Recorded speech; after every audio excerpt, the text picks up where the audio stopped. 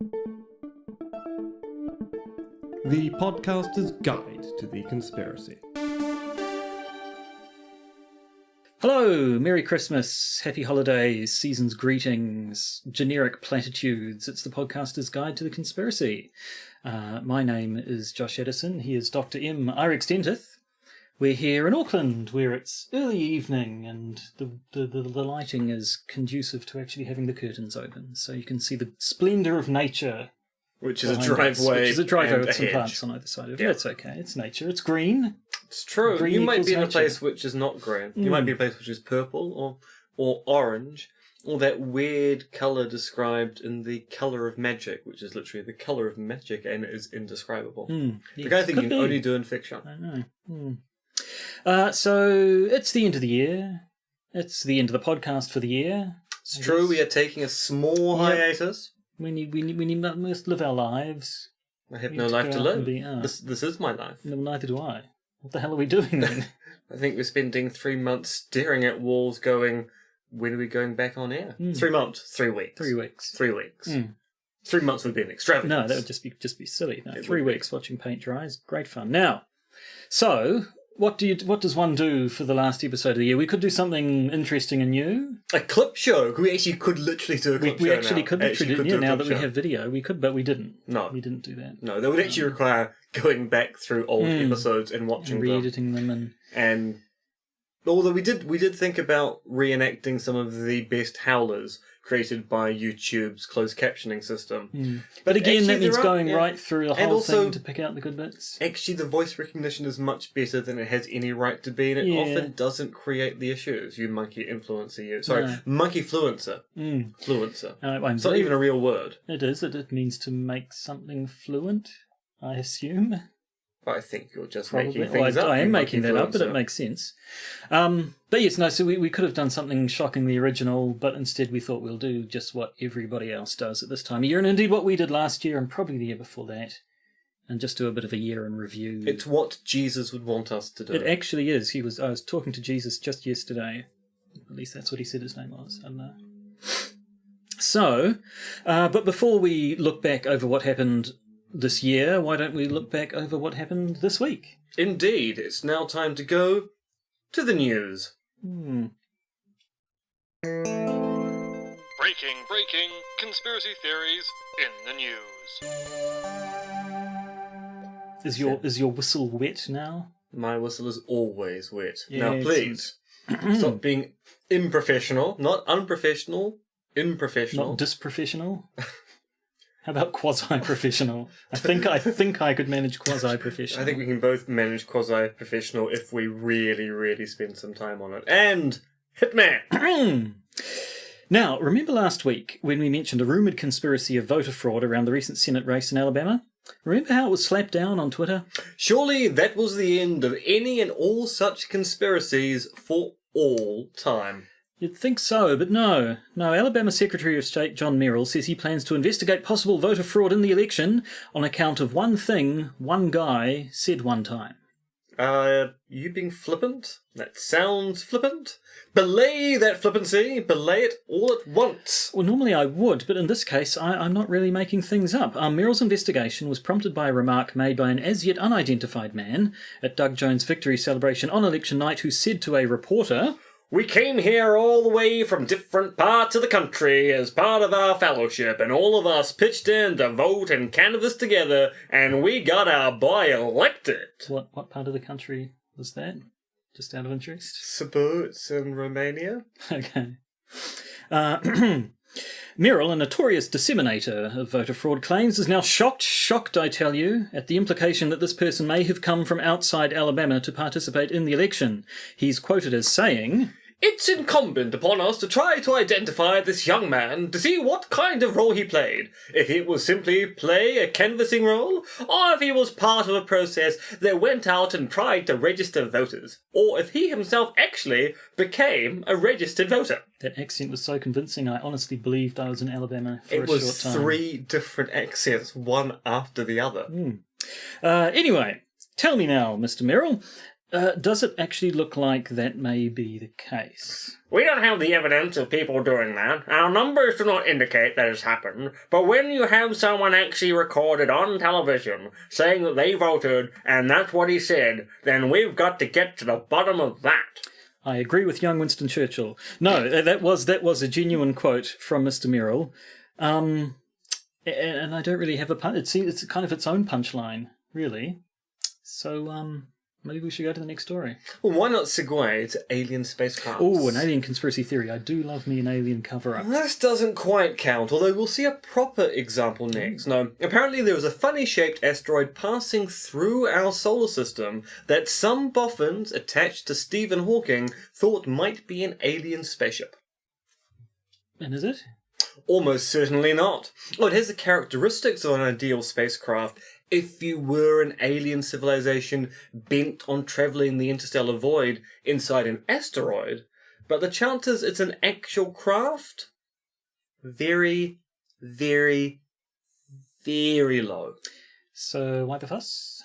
Well, in part because it's one of those extrasolar objects that passes through our system from time to time that people have realised was much more interesting than they thought.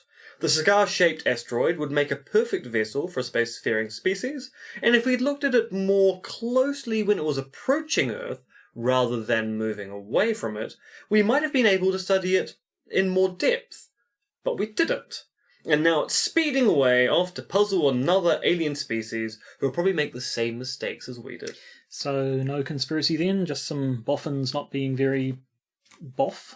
No, but in other alien news, we may not be alone. I thought it was very likely we aren't alone. Given just how big the universe is, I thought the real issue is whether we'll ever meet any aliens. Well, maybe we have. Luis Elizondo, who worked for the Department of Defense's Advanced Aviation Threat Identification Program, and now shuttered organization, strongly implied on CNN's Erin Burnett Out Front, I have no idea what out front means there, that there was evidence that stopped him from ruling out the possibility that alien aircraft visited the Earth. And it's official. Well, no. Elizondo stressed he was not talking for the government. Okay, so what is the evidence? Anomalous aircraft which seemingly defied the laws of aerodynamics. So the usual sightings of pilots and civilians of aerial phenomena they can't readily explain? Yes. Anything else we should know? Yes. After stepping down from the Department of Defense, Elizondo went off to work for To the Stars, Academy of Arts and Sciences. The outfit started by Blink-182's drummer Tom DeLonge. Yes. The person who believes in a large-scale cover-up of alien life on Earth. The same. So this isn't someone just trying to get publicity for their think tank, is it? Well, yes, that's actually quite likely. Although that doesn't necessarily mean that Elizondo is wrong. The Advanced Aviation Threat Identification Program may well have uncovered evidence of something. But they also might be trying to feather their nest. Moving on, what else you got? So, in America, we're already beginning to see some pretty dodgy false sexual assault allegations. Hang on. You're not going men's rights activist on us, are you? Because the FBI estimates that there's an 8% of sexual assault allegations turn out to be false on investigation, and that's just the ones that are reported. No. Calm down. I'm not about to say, but what about all the good men, Joshua? Or shouldn't we be worried that you can't call someone pretty anymore? No, this is an actual conspiracy. You see, rumours circulated a few weeks back that Democratic Senator Chuck Schumer was about to be revealed as the next sex pest in US politics. And indeed, a complaint emerged. Except... It turned out to be a bad rewrite of the complaint laid against Representative John Conyers. So, a forgery? Yes. By who? Or whom? Dun dun dun. Well, the source of the leaked document is Chuck Johnson, alt-right troll extraordinaire, and Mike Cernovich. That sounds about right. Mike Cernovich.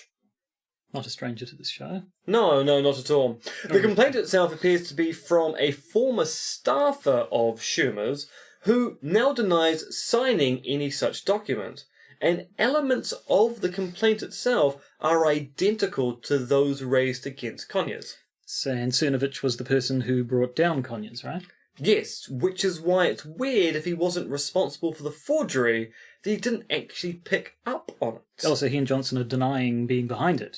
Well, they kind of have to. Schumer has gone to the police, and the punishment for forging such a document, basically putting a public document and laying charges upon it, is up to 10 years in jail or a $25,000 fine. So what's their take on who allegedly did it? Well, they've hinted it was someone on the left who was trying to embarrass them, but frankly, they don't need to be embarrassed by someone on the left, given that they are embarrassing enough without any help. Meanwhile, Devin Nunes is running a parallel investigation made up of Republican members of the House Intelligence Committee looking into claims of corruption and conspiracy in the Department of Justice and the FBI. The Republican-only investigatory team, no Democrats allowed, plans to release a report in January of next year detailing the problems they see in the investigation into the Russian probe and allegations of collusion. Of course, the fear is that said report could be used by Republicans to discredit Robert Mueller's investigation and even to justify his dismissal, something rank-and-file Republicans and Trump supporters have been demanding.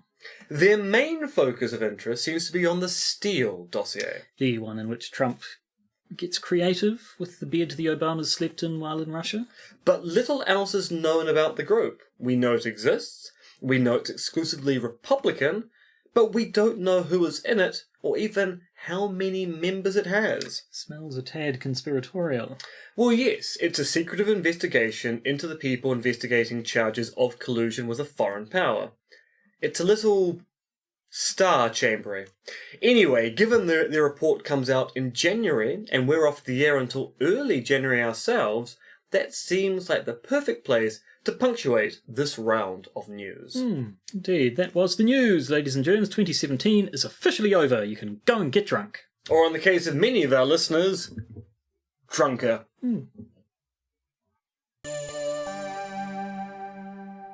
Well, there you have it. That was the last week. Now we're going to do the last year. I assume following that we're going to do the last century. Yep, The and last millennium. No, we won't do the. We'll do the last million years after that. Right. The millennia, nothing much Not happened much. in the last 1,000 years. No, I mean, it there doesn't was seem that way. there was that Renaissance thing, but frankly, that was A few paintings. precisely. Who gives a shit?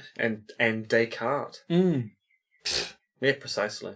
What was he doing in that cabin all by himself, having feverish dreams, or whatever the hell it was, talking to devils? I'm assuming he was being a lumberjack. Well, And that's that case okay. is okay, yeah. Right, anyway. We thought we'd just sort of have a rundown of all the many things we've talked about this year. There's been a bit of comings and goings, as it were. Toings and froings. Indeed, we started wrong-doings. We started the year separated by many. How many miles did you look up? How far it is from At the least center? 3. It's at least 3 miles there we away. go. I know. But could be more than 3. Very far apart, anyway. Probably not more than 5, though. I mean, 5 is No. a long distance. Well, if it was more than 5, then the piece of string that I assume connected our 2 Skype call computers would And of have course, we reached. actually don't know what the length of a mile is because we sensibly use the kilometre. That's it. I have absolutely no sense for distance. I don't know what it is. You know, if you ask me, point to something far away, say, how far away is that? It just means nothing How to far me. away is that camera? Well, that's probably about 2 meters away. I basically, a meter, I kind of know about how long a meter is, and if I can look in my mind and sort of pace it out, once it gets past that... How far away are your children? Very, as it happens. You should know exactly how far away they are at all times. Well, I don't. They're off on a road trip for the next couple of days while I'm here in Auckland. You let finishing them out my time at work. drive at their age? Well, yeah, why not? Because they're well under the legal age to have a driver's license. Technicality.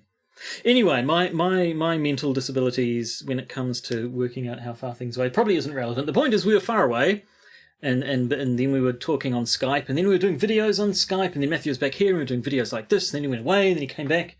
He's going away again later, but that's in the future. It is, and the future is uncharted territory. Mm. But what is charted territory is what we talked about this year. And so what I'm going to do now for Mr. Anderson here is I'm going to go through our topics of the last year, and I want you to come up with a word or a phrase you associate with the topic. I want to find out what creative juices we can get out of your brain mates. So, is this some sort of word association? Sort of a... yes, think of me as having some kind of psychiatric role in Right. this thing. I think you need a cigar for I will that. be. No, I've got whiskey. It's No, that's- even better, and I will be Less judging smelly, you on yeah. the results. Okay, Well, okay. actually, it depends on the whiskey. This is quite peaty. Mm, Give that a sniff. yeah, still not as bad as cigar smoke. Probably less carcinogenic, at least to me.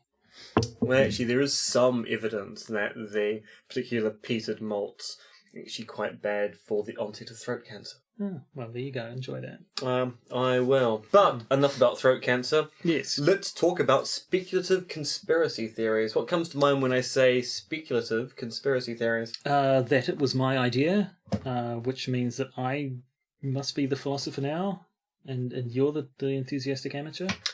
Interesting. All right. Hidden facilities in our midst. That immediately brings to mind the fact that it was audience suggestion. I didn't think to note down the name of the person who suggested that we look about hidden Because we facilities. treat our audience so seriously. But thank you, whoever it was. It was also our first video episode. It was, yes, the first Skypey one with you all big and me down in the little corner.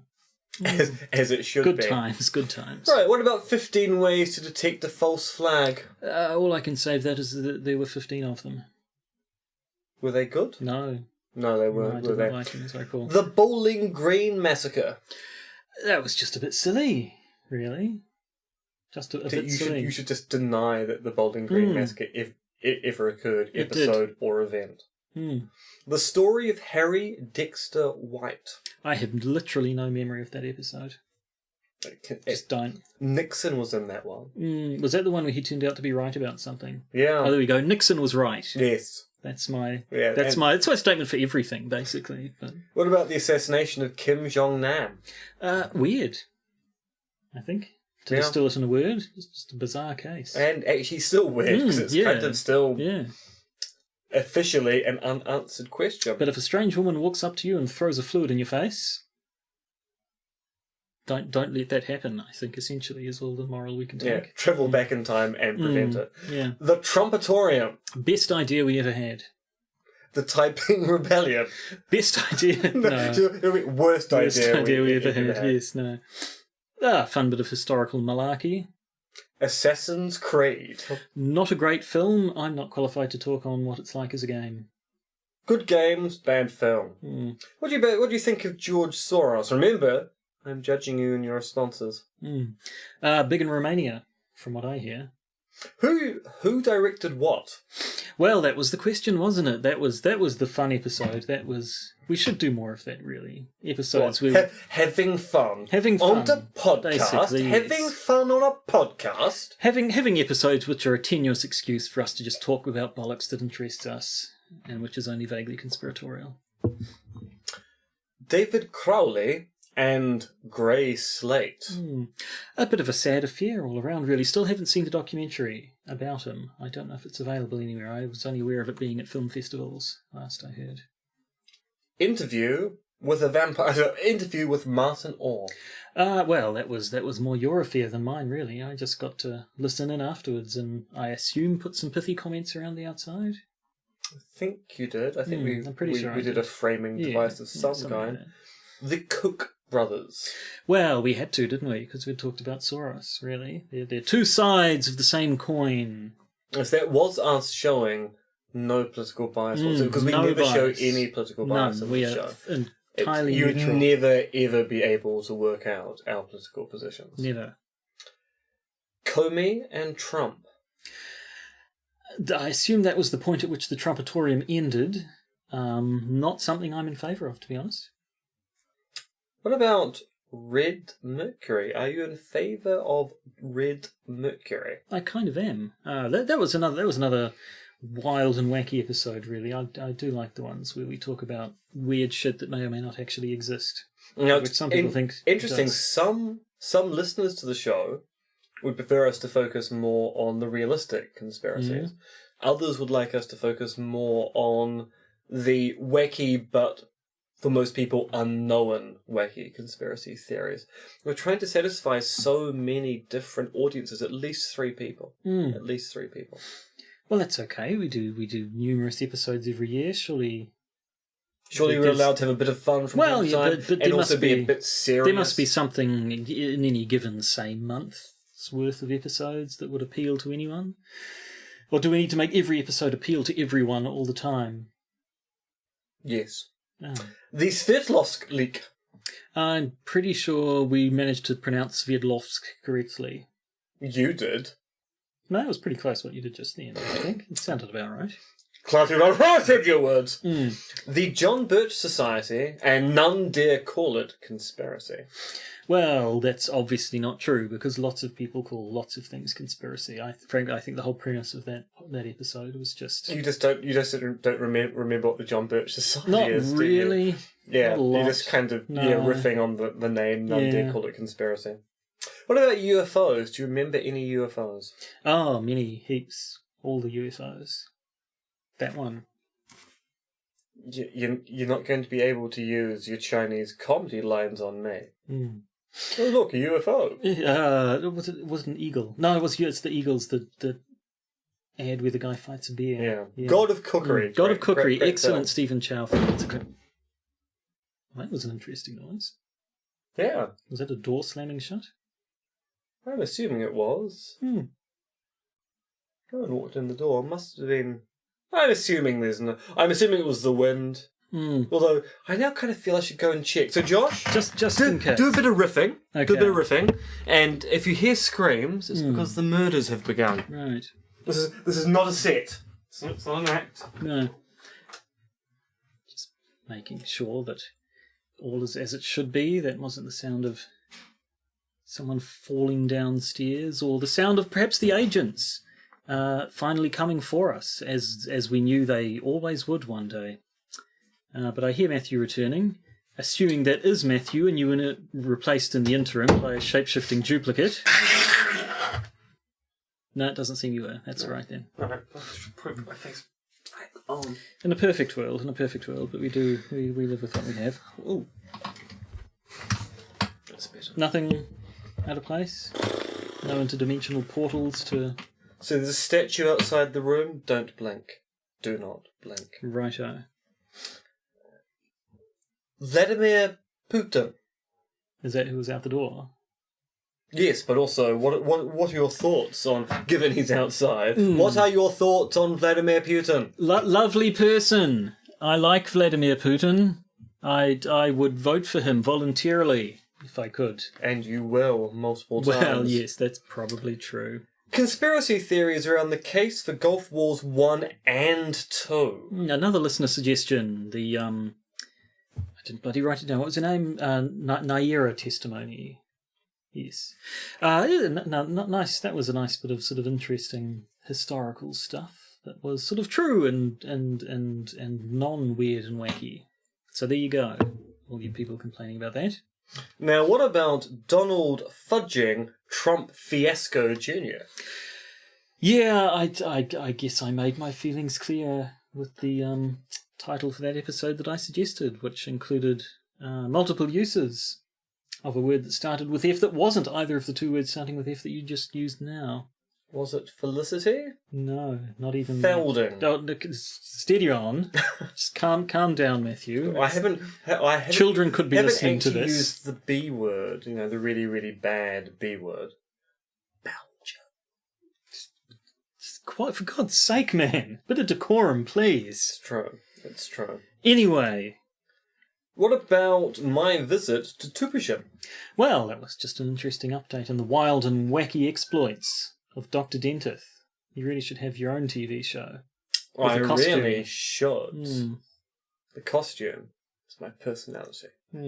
And nothing else. Yep, nothing else. I will only do a TV show nude, and you will enjoy it. We've got a TUI outside. We do. I hope the microphone's picking that up. It's very, very festive. Nice atmosphere.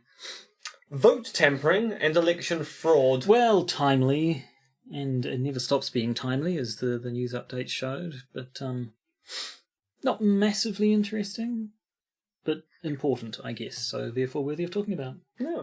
My new article, Conspiracy Theories on the Basis of the Evidence. One of many, really, isn't it? Because since that one came out, I had another article, The Problem of Fake News, and as of a few days ago, a third article since that one came out, which is expertise and conspiracy theory, something we can talk about when we return in January, which will annoy the people who feel that the episodes about me are a little bit vainglorious. Well, it's your podcast, or at least half of your podcast. Precisely. You can talk, and you'll just do what you're told to do. Exactly. Never let it be said that you are not provided ample opportunities to blow your own trumpet. Yes, never let that be said. Never. Celebrity conspiracy theorists. It's always good fun. Is B.O.B. still a flat earther? I don't know, actually. I haven't heard any updates, but I assume he is. Yeah. Yeah, Charlie Murphy died this year. Oh. Completely irrelevant to anything. I just read that yesterday. Of what? I can't remember. That's a bit weird. I was in the spirit of the times. Obviously, there were all the various look-backs and retrospectives and reviews, and one was people who died this year that you might not have heard of. William Blatty. Oh, The Exorcist. Yeah. The woman who was Roe in Roe versus Wade. Bunch of them. But not B.O.B., who, as far as I know, is still alive and still a flat earther. Now, what about our false flag... so you've put this down. Our false flag extravaganza. Yes. Yeah. Flag extravaganza? So... Almost works. One word review for the following. Mm-hmm. The shelling of Manila. Depressing. The Istanbul pogroms. Depressinger. The Glade Witch incident. Depressingist. Operation Embarrass. Embarrassing. The Lavon affair. Jewish. The USS Liberty incident. Israeli. The Kaiten massacre. Russian. Fair enough. Just started rattling off nationalities and ethnicities at the end there. Well, there we go. Well, then you can off. tell me, where was the book Origin set, which we reviewed in a subsequent episode? It was set somewhere? I thought it was set in Dan Brown's Fevered Imagination. Yes, but that fevered imagination is geographically located in the book. Oh God, they all blur into one. They're always, You've never even read one of them. They can't blur into one if you've never read one of the books. Well, yes, but I've seen some bits of the movies and I've read summaries of the plots and I've had you describe them to me, and they're all, it's like worse than James Bond, the amount of globe-trotting chicanery. No, Spain is the answer. Was it mostly Spain? Yeah. Surely it must Which have does been remind me, we countries as really well. have to do next year the reading those Christian conspiracy books. Oh God, the Ben Hope ones. Yeah. Yes, I suppose there are 17 of them. No, that was actually I corrected myself on Twitter afterwards, but I don't know if we ever addressed it properly here, because at the time when we talked about the Dan Brown books, I made a feeble attempt to bring up some other books that I'd read, one of which was sort of Dan Brown, but more Christian-y, and also more Jack Reacher-y. And I couldn't remember them at all. The book I read was called The Sacred Sword. It was by a man called Scott Mariani. It was book 7 in the 17 so far series of the adventures of Ben Hope, the priest in training turned soldier of fortune who goes around solving weird conspiracies. Good for him. The declassified JFK documents. Well, less than they cracked up to be, really, weren't they? But what about the 300 which remain classified? Well, that's the good stuff, obviously. And we'll never know. No, we never will, because Never know. this is the end of days, and they have not been prepared for. I don't even have a single can of beans. No. The interview with Marty and Jenna Mm. from just a few weeks ago. Well, yes, it almost doesn't seem... It seems too close to be post-morteming it, but an interesting look at the lives of globe-trotting philosopher, mercenaries, soldiers of fortune that I assume you are, who sit around and philosophize each other. I assume you say the lives of otters. No. An interesting look into the lives of otters. I assumed just after that interview ended, masked agents burst into the room and you're forced to drop a grenade, shout, "I'll see you in hell," and then dive out a window into a waiting speedboat. Yeah, but not before popping a bit of confetti, because you have to make your exit as fabulous as possible. Obviously. And finally, my trip to the US. Which we talked about just last week. We did. It's all come full circle. No, it's just kind of come to an end. If I had room, I would spin this chair around full circle, but I'm pretty sure my knees would bang at least 4 different objects on the way, so I won't. Would have been an interesting sight gag, not so great for the podcast. No, although the screaming afterwards would have made for great audio. So there we go, 2017. Pro, against? It was a year. I think mostly it was a bad year. I don't know. It's 2014, as I recall, was when people started going on about what a terrible year it's been. But most of the things they seem to complain about are like bad things that have been going on for decades, which are now starting to come to light, which strikes me as more of a positive mood. In fact, in many cases, it was, like, especially back in 2014, which was all the Ferguson riots and everything, it seemed to be white people saying it was a terrible year because we were forced to finally confront the bad things that have been happening to black people for decades.